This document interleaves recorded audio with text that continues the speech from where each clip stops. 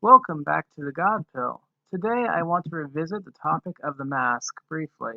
There was something I neglected to include in my last video, that is, the horror of what these mean for the lives the most vulnerable among us. What do I mean? Well, ignoring any adverse effects from drastically increased inhalation of carbon dioxide, they reduce one's oxygen input by around 20%. This not only puts strain on the person's system by forcing the circulatory system and respiratory system to work harder, but it would deplete one's bone marrow a bit by stimulating the body to have an unusually elevated production of red blood cells. The diminished oxygen would also mean the person's cells would be severely diminished in the overall rate and degree of energy that could be produced to maintain their individual metabolisms. Now, this is all well and good for adults, but what of the children?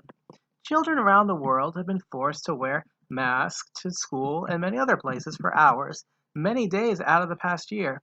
This strain on their organs, on their bones, and on their cells is bound to impair their body's growth.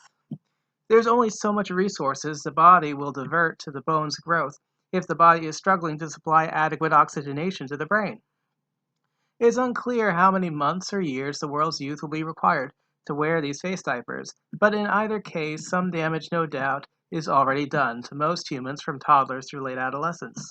It's sickening to imagine hundreds of millions of people that will find as adults that their bodies do not reach their biological potential, and it'll disproportionately affect men, as their sexual market value will fall below that their genes laid out for them.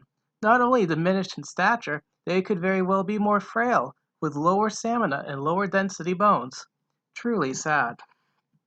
Of course, there are worse crimes that the elites perpetrate against societies most vulnerable, but nevertheless, this is as good as anything to give thought to, mitigating, and to keep in one's prayers. Remember, the eyes of God are roving about through all the earth to show his strength in behalf of those whose heart is complete towards him. Before I conclude this video, it is my intention to provide a warning to the MGTOW community as well as the world in general on the artificial womb. However, I briefly mentioned topics that are likely to increase censorship on mainstream platforms in my video on that, so I'm leaving links to that video proper in the description. This video will have a semi-sequel at some point titled Woman's Existential Fear: The Modern Prometheus. So I recommend you subscribe to this and all my channels to keep posted when that one is posted, as well as the rest of my content. I may not have yet been able to maintain the 2 to 3 videos a week regularity I wanted, but it remains my aim to provide the community at least 225 videos over the next few years, regardless of support. Rest assured there are dozens in the queue.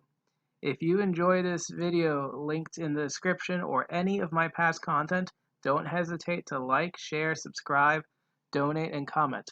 Until next time, if you can feel that staying human is worthwhile, even when it can't have any results whatsoever, you've beaten them.